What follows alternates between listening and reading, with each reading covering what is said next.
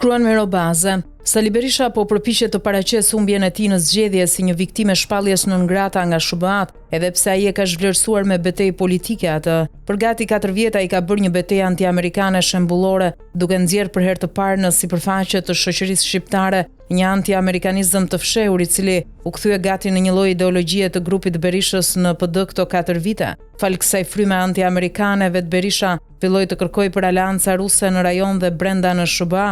Është kjo arsyeja që ai një vit më parë ka përfunduar në duart e njeriut më të rëndësishëm të Kremlinit në SBA, Paul Manafort, i cili është dënuar 7 vite e gjysmë në SBA për lidhjet ruse dhe ndikimin e paligjshëm rus në fushatën e Donald Trump në vitin 2016 dhe akte të tjera korruptive.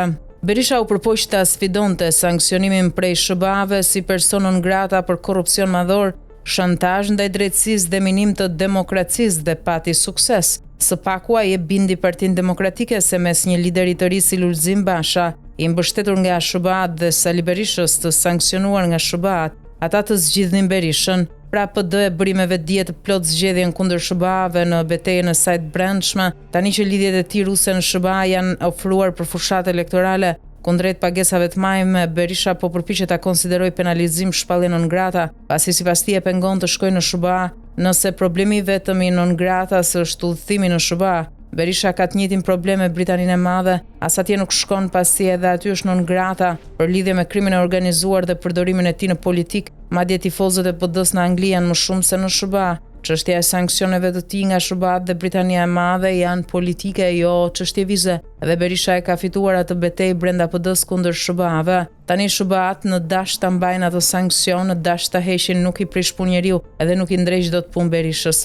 Nëse Berisha e ka çështje vize, le të japin një vizë të shkojë në SBA dhe ta heq merakun para se të vdes, por ai ka pa të thënë që janë plake nuk udhëtoi dot. Çështja e non gratas është çështje politike, është betejë e tij politike me SBA-t dhe ai e ka fituar atë betejë brenda partisë së tij duke e kthyer atë në një skalion talebanosh anti-amerikan. Qëllimi i atij sanksioni ishte pikërisht të distanconte PD-n nga ai. PD nuk u distancua nga ai, por u distancua nga SBA-t. Tani çdo gjë tjetër është pa kuptim. Në raport me non gratan, është një betejë humbur e SBA-ve, e cila tani duhet kujdeset më shumë të ruajë autoritetin e saj në Shqipëri se sa ti qaj hallin Berishës. Sali Berisha do të humbas këto zgjedhje dhe e të tjerat nëse do të qëndrojë ende në politik, edhe sikur të mos e ketë non gratan. Ai është non grata nga shqiptarët dhe kjo nuk ndryshon as me lek, as me milionat e familjes së tij të vjedhura nga shqiptarët, as me ushtar me pagesë nga Kremlinit veshur si amerikan. Kjo është e qartë, betejën e tij politike me SBA-t ai e ka fituar brenda PD-s. Non grata e tij nuk i prish më punas atij as kundërshtarëve të tij.